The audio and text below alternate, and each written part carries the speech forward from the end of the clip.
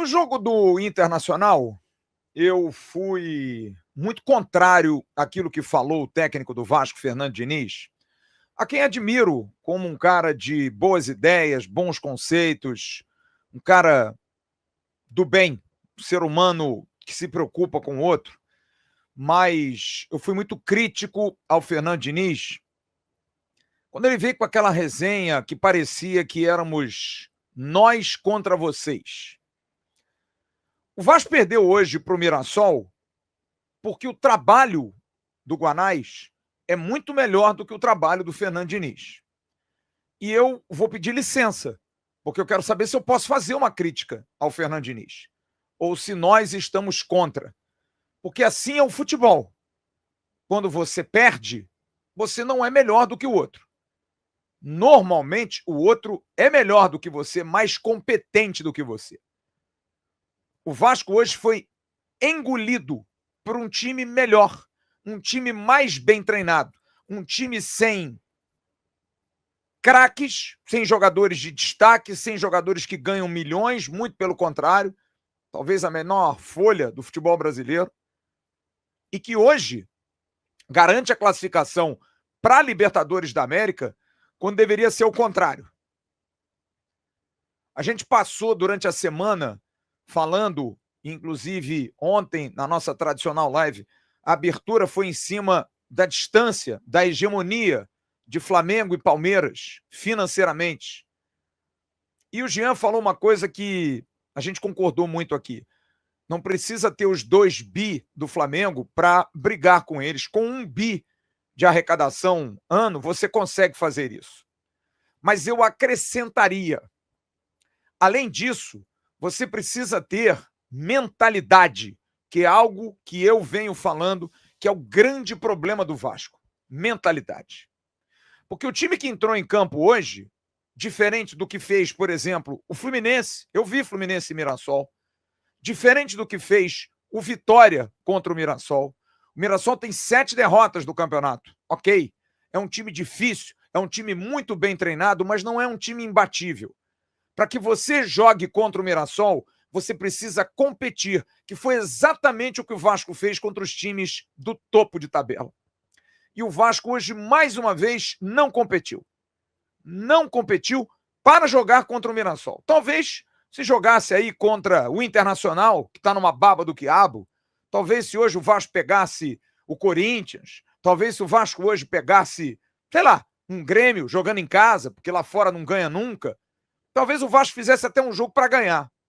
Mas contra esses times que estão lá em cima, e nós vamos pegar um que está na 5ª posição, que não é um time tecnicamente melhor do que o nosso, mas mostra uma regularidade na questão de disputa, de competição, que incomoda demais a gente. Porque hoje o Vasco fez um jogo desinteressado. O Vasco hoje fez um jogo burro contra um time que encaixa a saída de bola, contra um time que se posiciona e se movimenta, que faz movimentos de treino, e o Vasco não conseguiu, durante 90 e tantos minutos, encaixar sequer uma marcação. Seu lateral direito, que foi para a seleção brasileira, e como eu pelo menos sempre ouvi falar, o jogador que vai para a seleção desaprende, o Paulo Henrique definitivamente é outro jogador. E é triste. Triste. Era o principal em termos de marcação, péssimo marcando, no ataque sem nenhuma inventividade, dá suas translocadas carreiras e nada. O quarto zagueiro, Robert Renan, mal demais naquela principal valência que deu a ele a qualidade de ser um dos melhores zagueiros de saída de bola do mundo. Quem falou foi o treinador do Vasco, Fernando Diniz. Absolutamente erra tudo que tenta, tudo. Os 2 volantes do Vasco hoje não acharam a marcação, e me desculpa, é um erro do técnico. E estou pedindo desculpa para fazer crítica, para não parecer que é nós contra eles, mas assim é o futebol. Isso é uma arrumação de jogo, é uma maneira de você enxergar, e o Fernando Diniz hoje não conseguiu ver o jogo que o Guanais viu. Ele precisou tomar um gol para ver que, por exemplo, o Nuno Moreira andava. Eu não consigo entender essa ideia de voltar com o mesmo time do primeiro tempo, quando eu, o Jean, o Emerson, meu pai, minha mãe, sua tia, seu avô, sua avó, seu cachorro, o diabo que o carregue, via que o Nuno Moreira fez um primeiro tempo terrível. E esse negócio de não vou voltar para o segundo tempo, porque eu vou dar moral para ele, porque eu só vejo por esse lado, tá errado, porque prejudica. O Nuno Moreira foi um jogador a menos. Aí o Vasco toma um gol, o que ele faz? Ele tira o Nuno Moreira. Então, desculpe, não dá pra gente elogiar sempre, Diniz. Não dá. Você vê o técnico do Mirassol, quarto colocado no Campeonato Brasileiro, marcando as substituições. Ele botou o Verratti, que eu não fui favorável a trocar no intervalo, mas acho que ele demorou a botar. O que ele fez? Botou o zagueirão Luiz Otávio. Enxerga jogo, vê o jogo, posiciona os seus jogadores de uma maneira a trazer dificuldade ao adversário. Ele botou o Carlos Eduardo, que é um ponta que joga por dentro. O que ele fez? Ele atraiu ainda mais o Vasco e passou a usar a bola na velocidade para o Carlos Eduardo, nas costas do Cuesta e do Robert Renan, que estavam sempre marcando homem a homem. Quer dizer, ele movimenta o seu time, ele faz o seu time jogar de uma forma que o adversário morde, e é por isso que o Mirassol está nessa situação, porque tem um trabalho melhor do que o Vasco. Isso foi falado durante a transmissão do Premier e é uma realidade. Não é desmerecer um time grande de um time pequeno, não. O Mirassol é melhor do que o Vasco. Só que times que estão abaixo do Mirassol ganharam do Mirassol. Porque competiram, porque brigaram. O Vasco hoje jogou desinteressado. Agora, é uma preocupação que eu tenho, porque, desculpe, eu não sou pitoniza, eu não tenho bola de cristal, eu não sei qual é o Vasco que vai jogar. Porque esse time do Vasco é barriga de mulher grávida sem fazer ultrassonografia. Eu não sei qual é o sexo do bebê.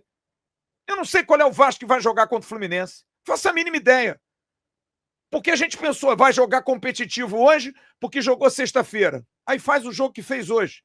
Desinteressado, lento, eventualmente tentava alguma coisinha, bola picando na área, os jogadores do Vasco torcendo. Não atacavam a bola, não brigava por uma bola. Teve ali vários chuveirinhos e nada. O David entra no segundo tempo. Eu tô vendo. O meio de campo do Vasco domina a bola, estão os 4 atacantes enfiados. Ninguém vem buscar a bola. Aí o David tá desligado. Aí dá a bola no David, o zagueirão vem, antecipa. É óbvio isso, porque tá desligado no jogo. Como tá desligado quem dá o passe, como o Tietê, que entrou mais uma vez mal no jogo. Que é uma insistência absurda do técnico do Vasco para um jogador que não produz absolutamente nada, que não dá um chute, que não dá um passe, que não faz uma assistência, mas continua entrando. Então, me desculpe, eu tenho que criticá-lo, Fernando Diniz, porque hoje ficou muito claro, escarrado, que o treinador do outro lado é melhor do que você em termos de trabalho. É melhor, é muito mais organizado, com peças muito menos qualificadas. O seu trabalho no Vasco pode nos dar o título da Copa do Brasil, mas não é um bom trabalho, me desculpe, tem muitas deficiências. É um trabalho ruim para se jogar fora? Não. Mas é um trabalho questionável sim, Diniz. Me desculpe, eu não concordei com a sua entrevista coletiva pós-jogo. Tinha um monte de gente aí, não, porque ingrato é o cacete, cara. A gente enxerga jogo, a gente vê jogo. Você não pode ter um treinador cujo retorno é de 15 derrotas, mais derrotas do que vitórias. O Vasco vai ter mais derrotas do que vitórias no Campeonato Brasileiro. O trabalho é bom? Não acho. Evoluiu em muitas coisas? Evoluiu, mas involui. O Vasco, de novo, toma muitos gols. Porque o Mirassol está entre os 4, 5 melhores ataques, mas está entre 5 melhores defesas. O Vasco está entre os 4, 5 melhores ataques, mas está entre as 5 piores defesas. Então isso não pode ser um trabalho bom. Não pode ser um trabalho elogiável. Me perdoe, Diniz. Para parar com esse discurso bobo, me desculpe, infantil da sua parte, depois do jogo do Internacional, de dizer, porque agora eu quero ver, falar em me demitir. Peraí, você não vai mudar a roda, Diniz. Não vai mudar a roda. É a mesma coisa ser campeão da Copa do Brasil, que é o que a gente quer, é o que a gente torce, é o que a gente acredita. Não quer dizer que no final de tudo você vai dizer, viu, eu fui campeão da Copa do Brasil. Para! Com essa caça às bruxas. Reconheça erros no seu trabalho, reconheça lentidão nas suas mexidas, reconheça que você insiste com certos jogadores que não dão mais. Atuação do Vasco ruim, uma atuação desinteressada, uma atuação errada em termos de posicionamento, contra um adversário bom, time acostumado, time que não tem medo de jogar contra Flamengo, Fluminense, Botafogo, Santos, São Paulo, joga contra todo mundo, cara. Por quê? Porque o seu treinador, Fernando Diniz, organizou o time mentalmente, inclusive, que é a coisa que mais me preocupa. Eu acho que o Vasco tem um mental muito instável. É um time que a gente vê no 0-0, sabe, perder as bolas e bater já desespero.